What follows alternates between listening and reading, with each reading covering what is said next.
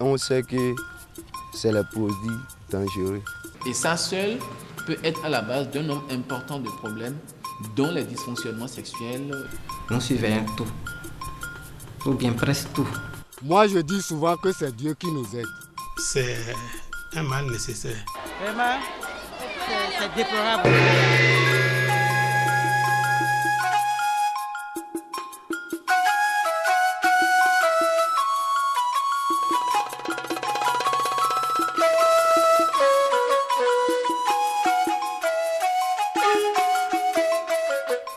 À Parakou, dans le nord du Bénin, Sinangourou est un quartier historique. Il signifie en langue batonou la résidence des rois et dignitaires. De nos jours, il ajoute à ce privilège coutumier l'avantage d'abriter un site maraîcher très fréquenté.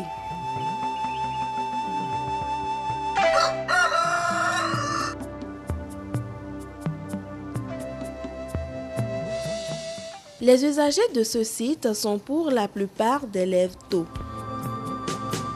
Il est à peine 7 heures et comme à l'accoutumée, ces maraîchers sont déjà sur pied même en ce temps d'harmattan.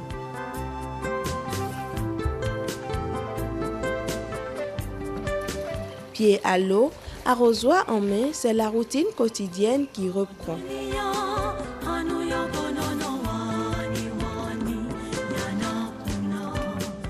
Loin, des commerçantes en quête de provisions levées de bonne heure elles aussi.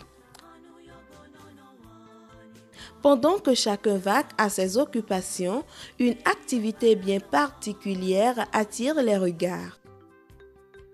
Amadou, muni d'un matériel au dos, arrose d'une substance ses planches. Dans le langage maraîcher, on dit qu'il désinfecte ses planches à l'aide de produits phytosanitaires.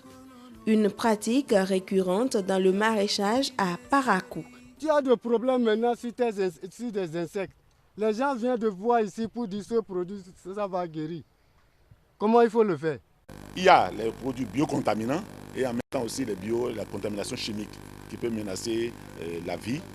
Donc ça devient un problème de santé publique. C'est un mal nécessaire. Parce que sans ça, on ne peut pas obtenir un bon rendement. D'où proviennent ces produits phytosanitaires? De certaines boutiques comme celle-ci.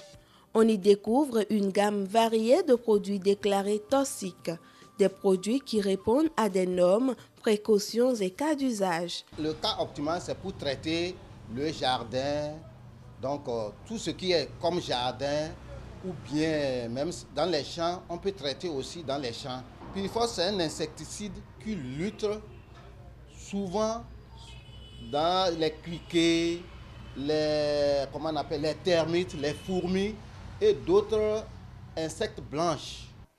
Données bien techniques que des analphabètes ne peuvent assimiler sans difficulté. À Parakou, sur 12 maraîchers interrogés, aucun n'a reçu une formation en la matière. C'est moi-même qui a proposé que la commerce ne marche pas et j'ai commencé ce travail-là. C'est un métier de mes grands-parents que je suis arrivé aussi travailler dedans. Donc c'était depuis ma naissance. Il y a beaucoup de manque de formation. À ces produits toxiques s'ajoutent des engrais chimiques que ces maraîchers utilisent. On mélange les deux engrais et on utilise dans le jardin. Et maintenant on met l'eau. On arrose avec l'eau après.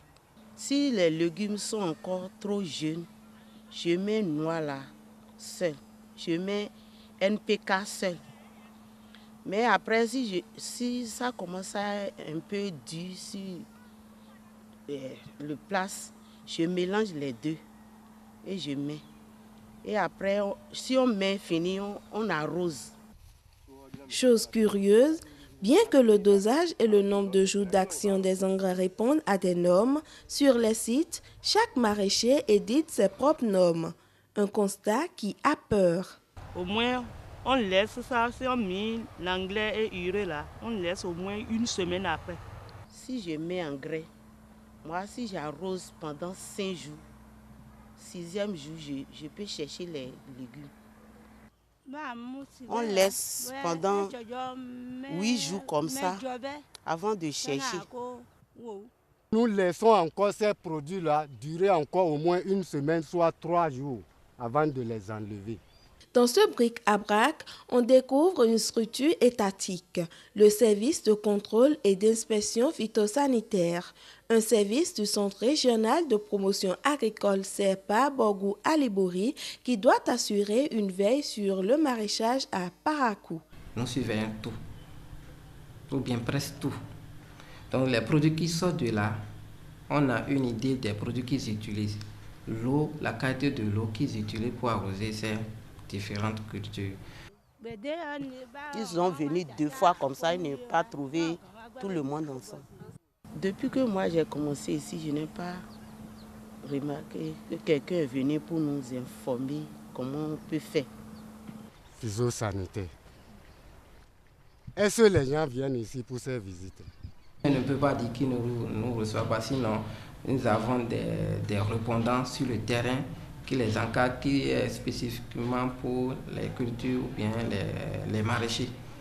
La présence contestée des agents de contrôle phytosanitaire n'enlève rien à la fonction première du maraîchage, offrir des fruits et légumes à la population.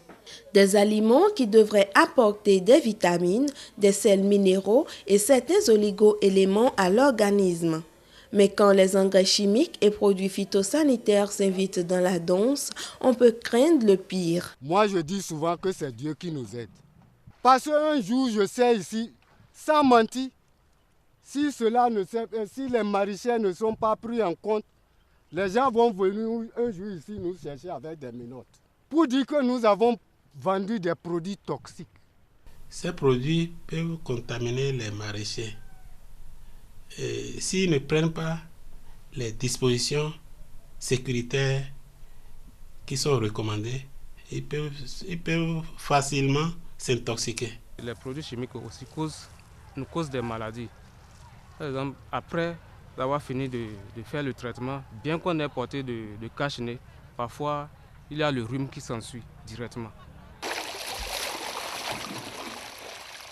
Voici les eaux qui servent à l'arrosage des planches.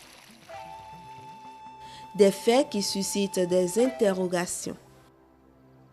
Quel gage pour la santé dans cette activité à haut risque?